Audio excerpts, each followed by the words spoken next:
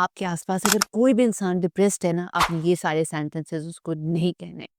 हम चाहते तो हैं कि हमारे किसी सेंटेंस से कोई कंफर्ट मिल जाए किसी को और वो बेहतर महसूस करना शुरू कर दे, लेकिन हमें नहीं पता डीप इनसाइड हमारी कही भी कोई भी बात उसको कितना डैमेज कर सकती है।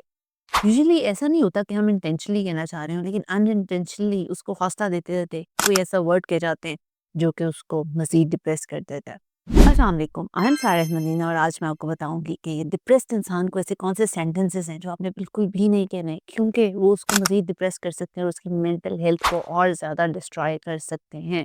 You do not look depressed. आप देखने में तो डिप्रेस नहीं लग रहे, यहाँ आप देखने में बिल्कुल ठीक हैं। क्या डिप्रेशन की कोई लुक होती है? यहाँ कुछ स्पेसिफाइड हालत है कि इतना बेहाल बंदा होगा तो हम उसको डिप्रेस्ड कहेंगे?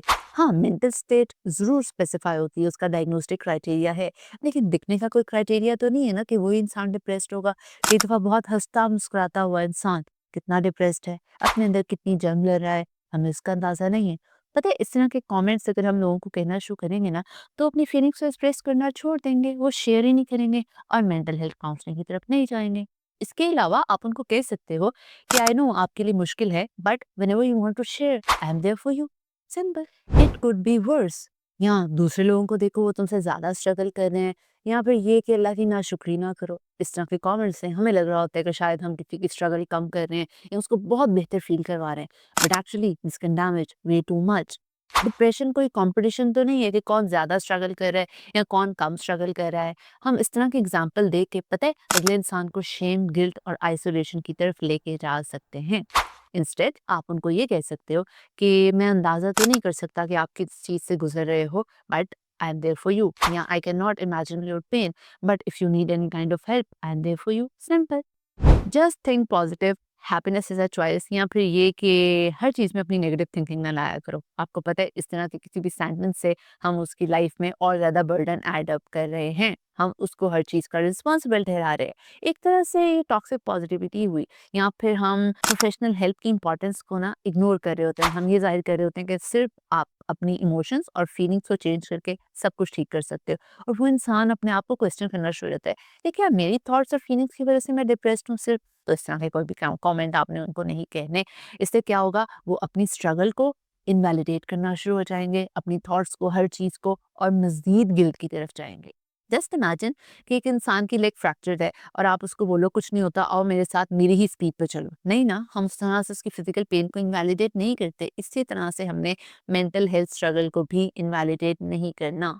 इंस्टेड ऑफ दैट हम ये कह सकते हैं कि अगर आप किसी टफ टाइम से गुजर रहे हैं, I am there for you, I am there for your kind help. अगर आपको जरूरत हुई you can call me any time. इस तरह का कोई भी काइंड सेंटेंस हम कह सकते हैं। Number 4, you are not trying harder, you are just being lazy, और तुम्हारी लेजीनेस की वजह से सब कुछ हो रहा है। इससे क्या होगा, हम सारी रिस्पॉन्सिबिलिटी उसकी विल पावर पे डाल रहे हैं। एक डिप्रेस्ड इंसान जो पहले ही इतना डिमोटिवेटेड है, उसकी एनर्जी इतनी ड्रेन्ड है, हम कैसे उसको रिस्पॉन्सिबल ठहरा सकते हैं कि सब कुछ उसकी वजह से हो रहा है? आपको नहीं पता उसके अंदर एक इनविजिबल बैटल चल रही है।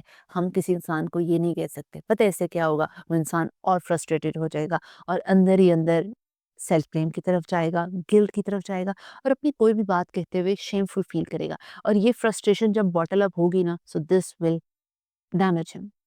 इंस्टेड आप उनको इनकरेज कर सकते हो, आप उनको कह सकते हो कि आप ओवरवेल्म फील कर रहे हैं, but one step at a time can actually help you. Simple.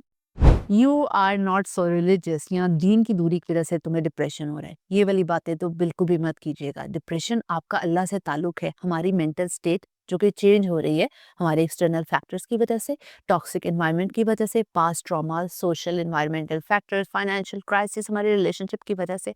हम उस इंसान को कैसे कह सकते हैं कि तुम अल्लाह से दूर हो तो तुम्हारे साथ ये सब कुछ हो रहा है? ये तो अल्लाह की तरफ से आज़माइश भी हो सकती है ना। तो इस तरह का कोई भी टॉक्सिक कमेंट आपने किसी को नहीं कहना। इससे मे बी उसका और उसके अल्लाह का रिलेशनशिप और ज़्यादा शिकवे वाला हो, वो और अनग्रेटफुलनेस की तरफ जाए। आपको नहीं पता किसी इंसान का ताल्लुक उसके अपने अल्लाह के साथ कैसा है। सो ट्राई कि इस तरह का तो कोई भी जजमेंटल और टॉक्सिक कमेंट ना कहें। ये ना सिर्फ इंसान उस इंसान को और डिप्रेस्ड कर देगा, लेकिन वो जो एक उम्मीद होती है ना, वो भी उसके अंदर से चली जाएगी। सो ट्राई कि आप उसको ये कह दो कि दुआ कीजिए कि अल्लाह ताला आपके लिए थोड़ी-सी बेहतरी करे, आसानी करे, और समथिंग लाइक दैट। और प्लीज़ रिलिजन को बीच में मत लाया करें। दीन ऑलरेडी बेहतरी लेके आ सकता है अगर आप अल्लाह ताला से माँग रहे हो, या you are continuously spring that can bring peace and comfort to your life, लेकिन सिर्फ दीन से दूरी की वजह से डिप्रेशन तो नहीं होता। ऐसा कमेंट आपने बिल्कुल भी नहीं कहना।